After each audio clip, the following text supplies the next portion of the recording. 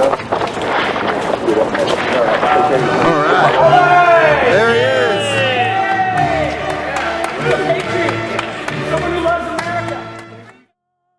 If I could say one thing to my brother, now, it's that I love you.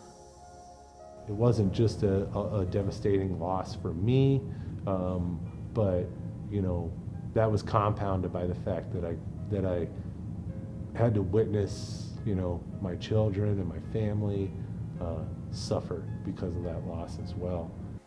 What do I think of Johnny's actions that day?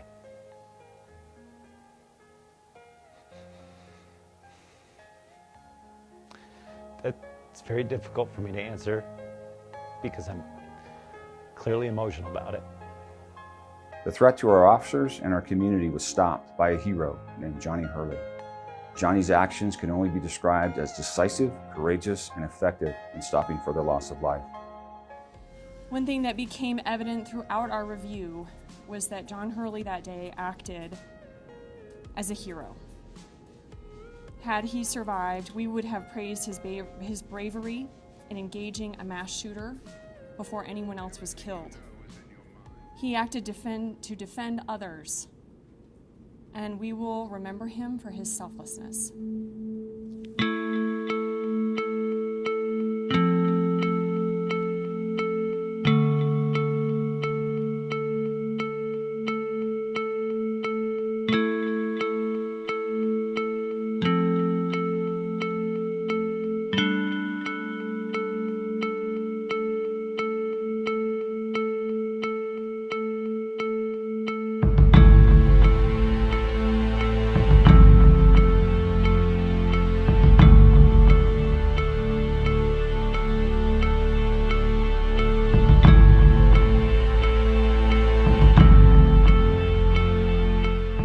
This evening, Arvada police released disturbing new surveillance video showing the man responsible for Monday's deadly shooting in Olde Town Arvada. We want to warn you, this may be uncomfortable to watch for some viewers.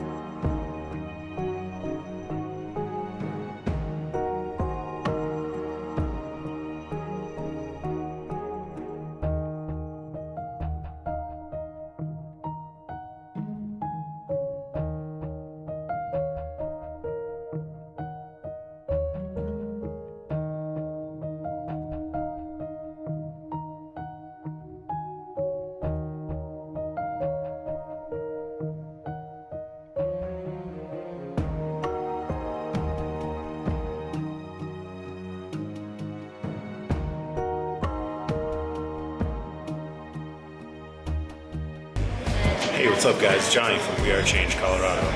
Hey, just want to let you know that even you can make a difference. Don't be fooled by the immensity of the issues that we face today. You are making a difference by standing up and using your voice. But he was definitely the type of person you could reach out to for any type of advice. And he would always give you great advice. Even if he had no experience with it, he would know how to give you advice that would lead you in the direction you needed to go. It's been about 30 years since I first met Johnny. We met in elementary school. and spent a lot of good times growing up, good childhood years growing up. Johnny was a very protective big brother. He always looked out for me, always made sure that I was safe, always made sure that I felt safe. A lot of times when we were kids, he also said, the only one who's allowed to hit you is me. Of course, always in jest, but Johnny was very protective over myself and my entire family. He, you know, growing up wasn't afraid of anybody, wasn't afraid of any tough situations. He always seemed to want to face things head on. Johnny could brighten a room by just being in there. Johnny's personality was always so outgoing, so kind, so honest, so real. He loved everyone that he could. This love requires no permission. This love does not require funding. You don't have to sign a contract. Johnny came around in 2008, and he was always really passionate. It was his idea. We needed to go out and make some love police videos where you basically offer free hugs and to people on the street with signs and just love people. And that was his idea and his brainchild, and they came out really beautiful. Older, he became very conscious of what was going on in the world, and very conscious of the struggles that some people were going through.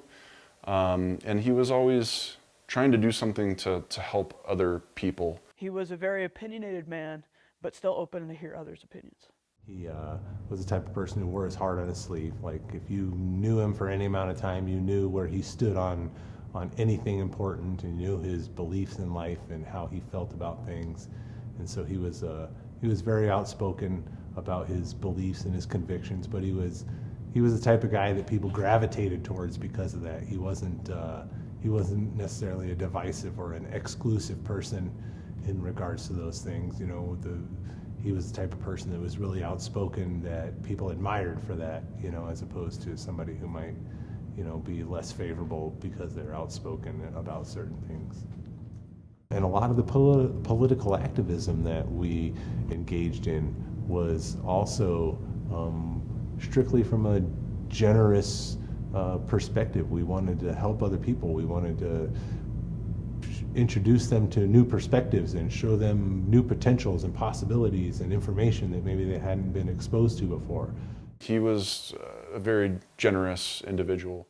I mean, Johnny was definitely a generous person, especially with his time and his energy and his resources. You know, he spent a lot of time organizing events to give away free clothing to homeless people. I knew he would hand out money to some of the homeless people.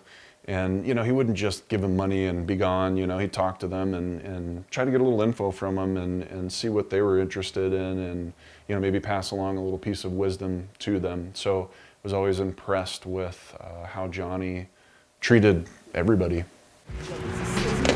I got 2 bags here. Who needed a bag? I did. There we go. There we Oh, go. wear that one proudly. Freedom. Which side are you on? You like freedom? I like freedom. Yeah, I know so. It's one of my favorite things. It's so good. Oh, we got some sweet t-shirts over here. That one to keep you warm. That material, that's That's a good one. That's like some heavy long undies right there. We're out here just giving clothes away. We've been out here for about half an hour. Gave away tons of stuff: shirts, pants, bras, hats, coats, shoes, and we just want to give back some love to the community. It's all action, baby. Street action. He had a level of patience that was unmatching to anyone else. He knew how to be patient with all of us, and always was, because love came first. Was, for the most part, was a person that you could, you know, you could take to the revolution, or you could take to your mom's house. Johnny was a huge music fan. Johnny was my main influence for rock in our upbringing. Johnny was also a big hip-hop fan. Johnny had a nickname for a few years of Johnny Verbal. He had a drum machine and or a loop machine that he did all kinds of looping on. So he would do background loops for local hip-hop artists. Airwaves of payola policy, rich white man on the hip-hop monopoly. He loved playing the drums. He was known as Johnny Verbal, and I got to see him a few times, freestyle as well as just perform as Johnny Verbal, and it's one of those things that you see it and it's just incredible, and I will remember those moments forever.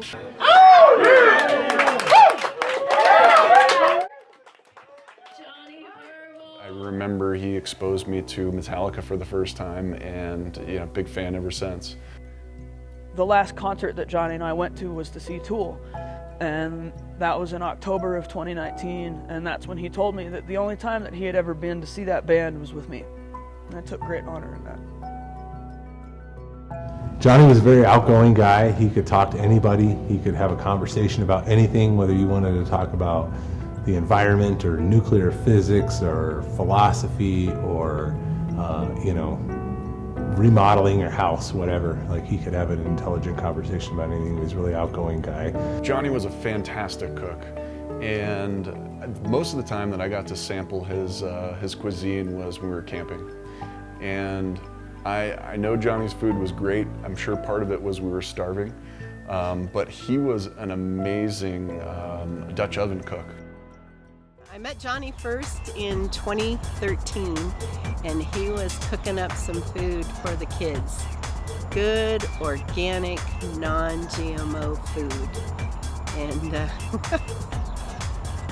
it was great. He helped us on Colorado Right to Know labeling initiative for labeling GMOs. And we got it on the ballot, yes, on 105.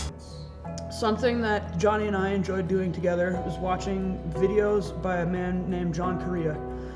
John Correa runs something called Active Self-Protection, or ASP, and a big YouTube channel, and what that is about active shootings and how people have responded to it, or how law enforcement has responded to it, and what to learn from that and how to be better in the future.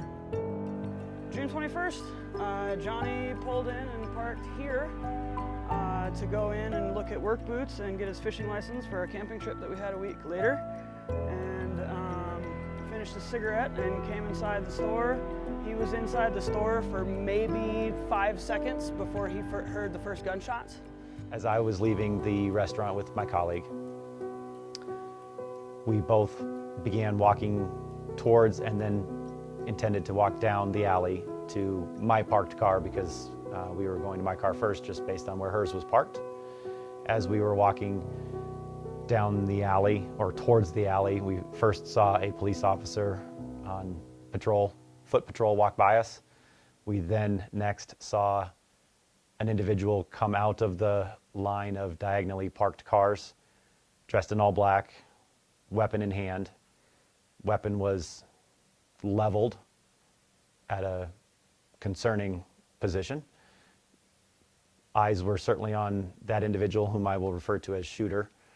As he walked past the two of us, the shooter then shouted, "Hey," very loudly, and caused us to turn around to see what Shooter was wanting attention for. Police officer begins to turn around also to see what attention was being called to. Officer never fully makes it turned around before Shooter opens fire. Fire shots, hits officer, officer drops down.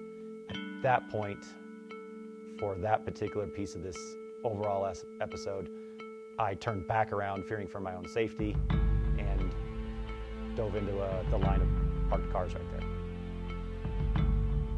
Having watched Johnny with poise, skill, quickly cross a courtyard, me watching the entire time,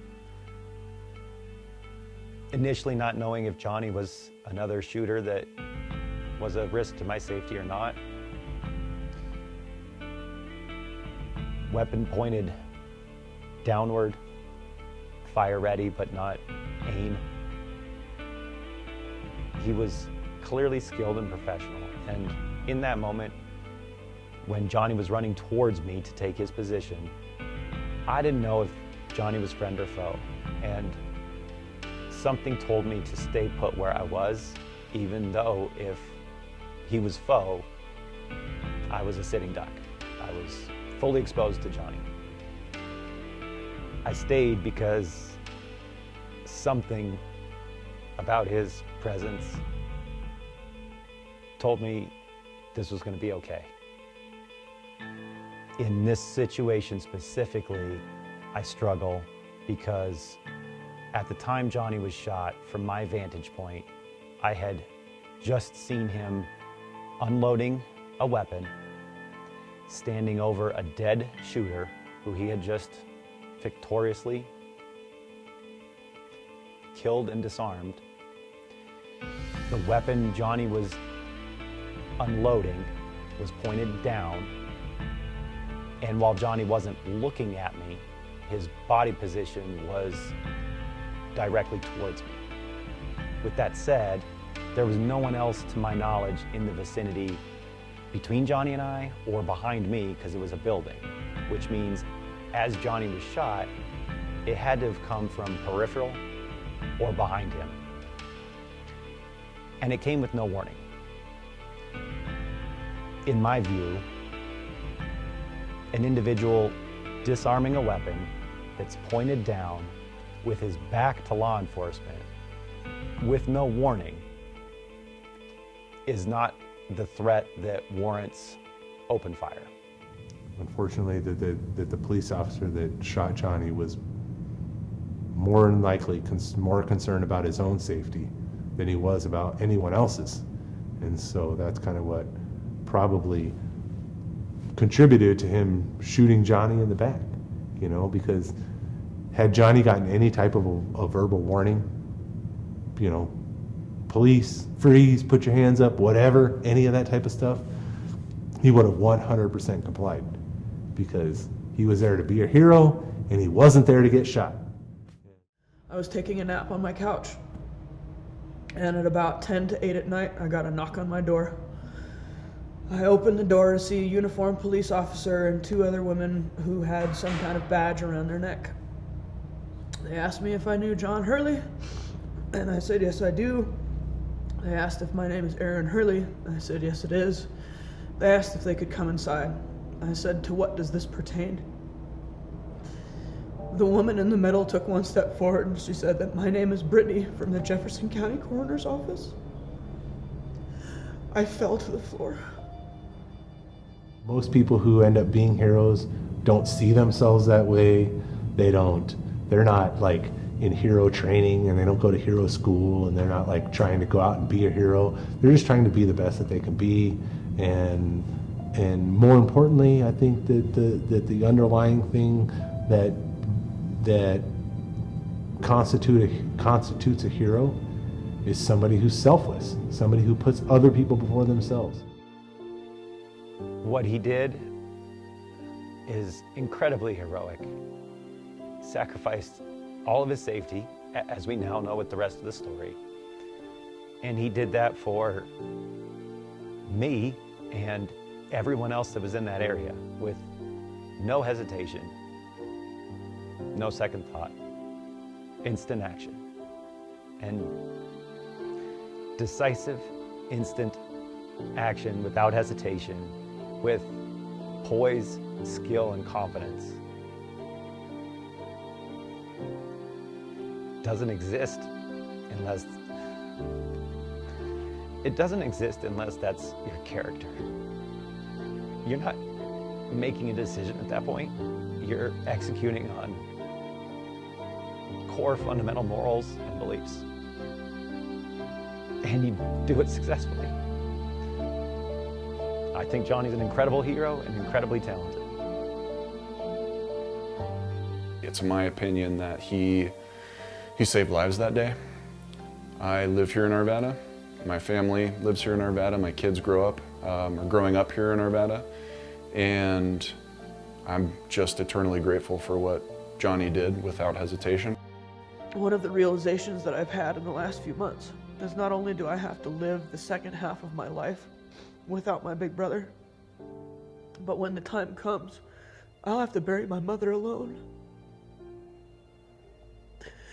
I have such a small family.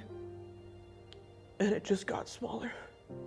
I feel lucky that the context in which he died was noble and glorious, which allows you to have a certain respect or reverence that you wouldn't have if it was unexpected or senseless type of a situation, you know. And so I feel that that was kind of something that helped us carry through it. You know, it wasn't.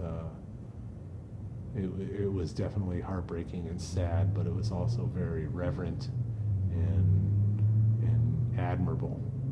You know, being the point person there, I can say that with confidence that Johnny's character preceded him into that moment, and I felt that wave of protection from Johnny before he even took position, and even after I heard him be shot and utter his last sound, crying out in startled surprise and pain, I knew he was the hero that day. And so, to his family, thank you. Every month now on the 21st, I lay flowers in the alley where Johnny fell in hopes that the police officers who do reside in that building see it as a reminder. I leave flowers where Officer Beasley fell as well. Hey, what's up guys? Johnny from We Are Change, Colorado. Hey, just want to let you know that even you can make a difference. Don't be fooled by the immensity of the issues that we face today. You are making a difference by standing up and using your voice.